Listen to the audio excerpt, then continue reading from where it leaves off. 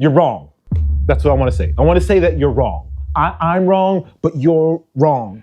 Your sneaker of the year list is wrong. And that's no shade. You're probably a really good person. You probably have great taste. You probably moisturize. You probably eat your vegetables without frying them. But the whole concept of a sneaker of the year is wrong.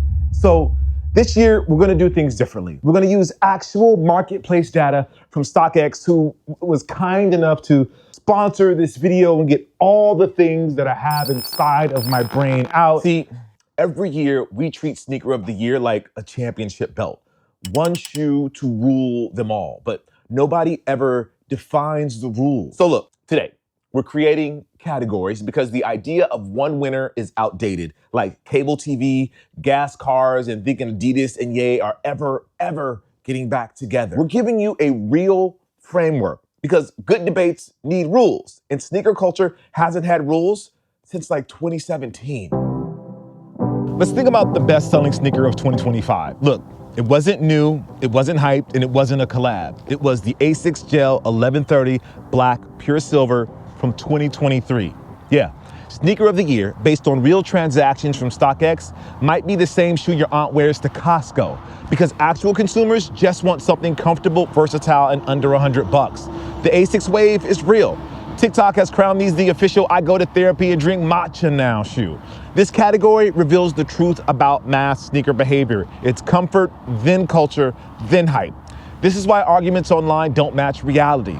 Twitter is arguing about Air Jordan 4s. Meanwhile, Asics is quietly running up the numbers like the Spurs drafting another 7.5 unicorn. Okay, most traded, but still released in 2025. So this is the list that people think they're arguing about when they debate sneaker of the year. Shoes that actually dropped this year and not a pair of Asics that, again, are doing big numbers, but it was released 2 years ago. And the number one spot, the Air Jordan 4 White Cement 2025.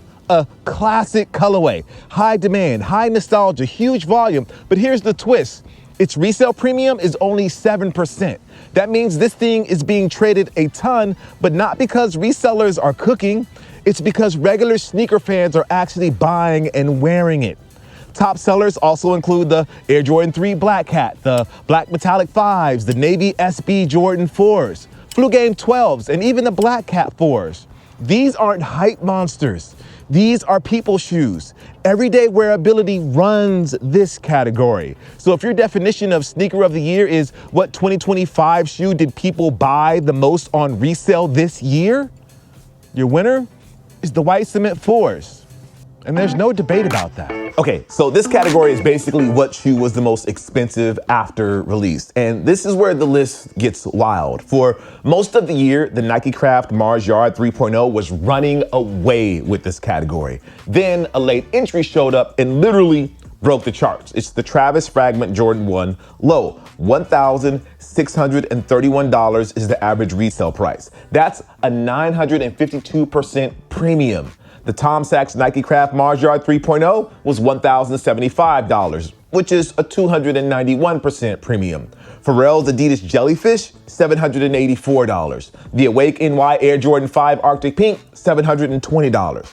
Look, the Travis Fragment 1 Low is on a different planet. That's almost a 10x retail, sitting in a space where we're not even talking about sneakers anymore. It's basically a portable asset. These weren't the most traded, though. They weren't the most popular in terms of volume, but they were absolutely the most expensive. So if sneaker of the year means highest value on the market, it's the Travis Fragment Jordan 1 Low with Mars, Jellyfish, and Awake Air Jordan 5s following behind. But if you're trying to measure culture, price alone, it still doesn't tell the whole story.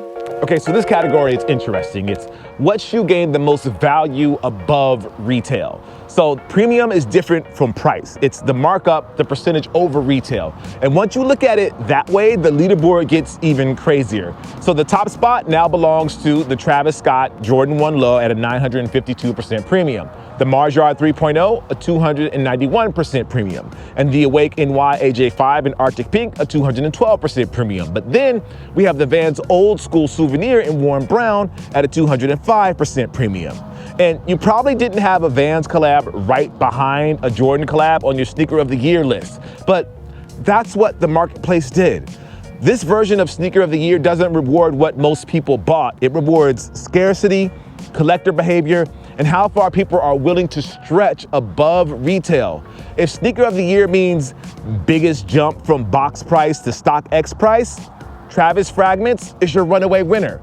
Mars Yard is still legendary, and Van Souvenir is the shocker. But of course, you can't forget about the Awake AJ5s. They're right there in the mix as well.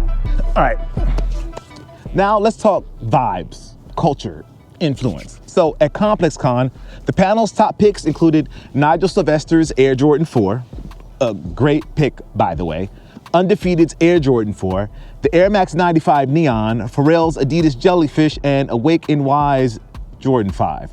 So these aren't top sellers. They're not the most traded either. Some of them aren't even in the top resale rankings.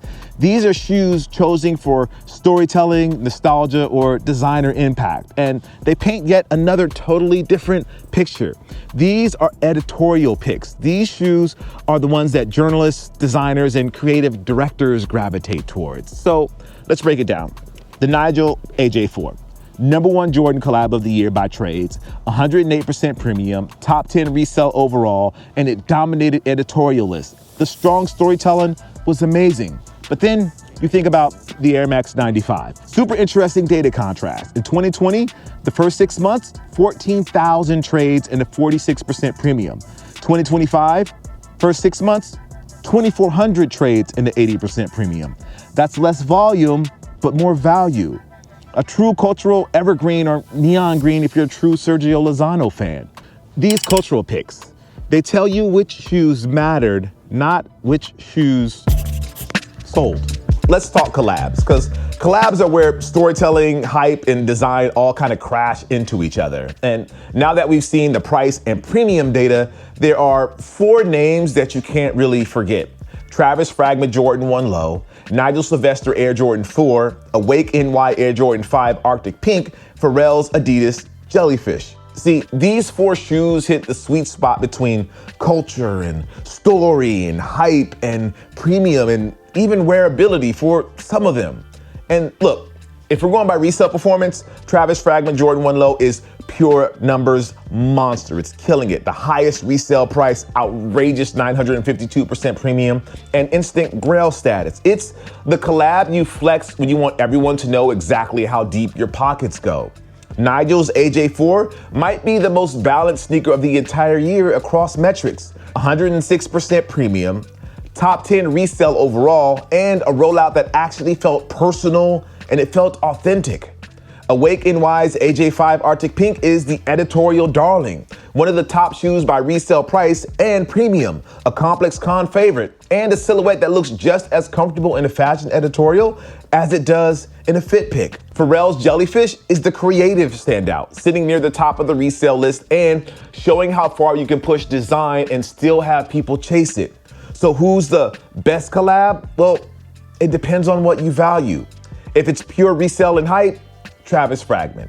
If it's balance across culture and data, Nigel's AJ4. If it's fashion and editorial energy, Awake AJ5. If it's innovation and design risk, Pharrell Jellyfish. 4 very different answers, but one very crowded best collab category. I'm gonna mention it, so let's talk about performance sneakers, because they rarely get Sneaker of the Year love. But I think they should, because hoop culture is back. Look, the top contenders include Kobe 5 Pro Trail 5, 6, and 8 in a variety of different colorways. The Ja 3 NY versus NY, the Sabrina 2 DB, and the Nike A1 Pink Aura. Look, the Kobe 6 Pro Trail sale, 65% premium. WNBA, 32% premium. The 5 Caitlin Clark, 96% premium. The Ja 3 NY versus NY, 96% premium. The Sabrina DB2, 86% premium.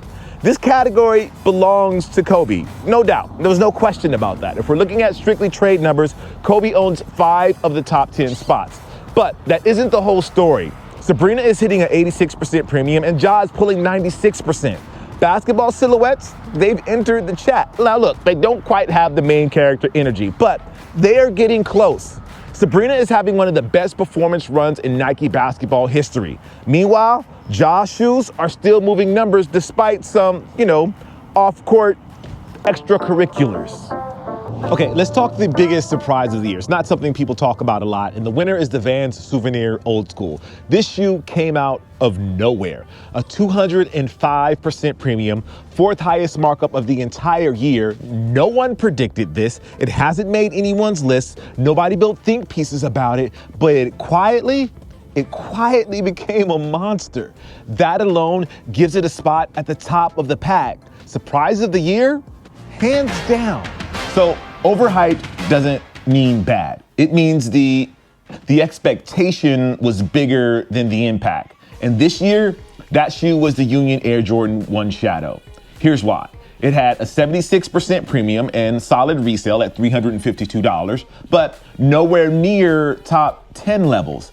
It didn't show up in the top cultural picks at ComplexCon. It didn't break into the top resale or traded list. And this is a good shoe. But Union's first two Air Jordan 1 collaborations set almost an impossible bar.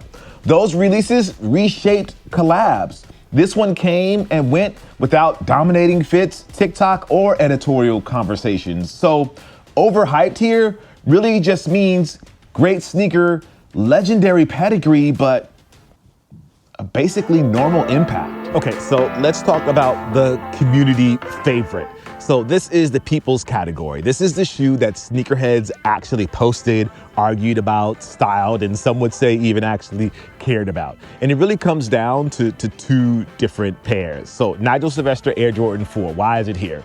It's the #1 Jordan collab by trades, 108% premium, top 10 resale overall, huge presence on social media, and the Nigel 4 is basically the most well-rounded, data-centric, culture-centric, storytelling, and wearability sneaker all at once. It's a hit. I can see why people love it and why it's ranked high on a lot of lists. But then you have the Awake NY Air Jordan 5 in Arctic Pink. Now, this is why that one's here. It's #4 highest resale of the year, #3 highest premium, 212%, one of ComplexCon's top cultural picks, fashion-forward colorway, and it exploded on IG and TikTok. Look, Awake NY dominated the editorial side, the fashion side, and the this feels special side of sneaker culture. That's no small feat. So here's the real takeaway. If you're talking pure buzz and broad community love, Nigel's AJ4 edges it, clearly. If you're talking fashion editorial acclaim and design energy, Awake NY's AJ5, it owns that category. It's two different winners for two different parts of sneaker culture, and honestly, I just can't call it. So yeah, sneaker of the year isn't one shoe. It's a whole ecosystem. And the only way to crown it fairly is with categories. If you want one universal sneaker of the year, you're lying to yourself. And your list is wrong, honestly. If you want real sneaker discussions, culture, data, story, impact, and what people actually wore, this is the way. The most bought, white cement 4s. Most expensive, Travis Fragment 1s. Culture, Nigel. Collab, Awake. TikTok kids, well, some random Puma that no one saw coming. But more importantly, honestly, more importantly, your favorite is still yours, even if the data says otherwise. And speaking of data, shout out to StockX for actually giving us the receipts. Don't yell at me, look, yell at the spreadsheet, folks. If any of these shoes broke your heart, or your bank account for that matter, you can grab them on StockX too. It's all right there, waiting to tempt you once again. Look, folks, drop your category winners in the comments below. Let's have a civilized debate, or as civilized as sneaker culture debates can get. All right, I'll see you guys next year. Peace.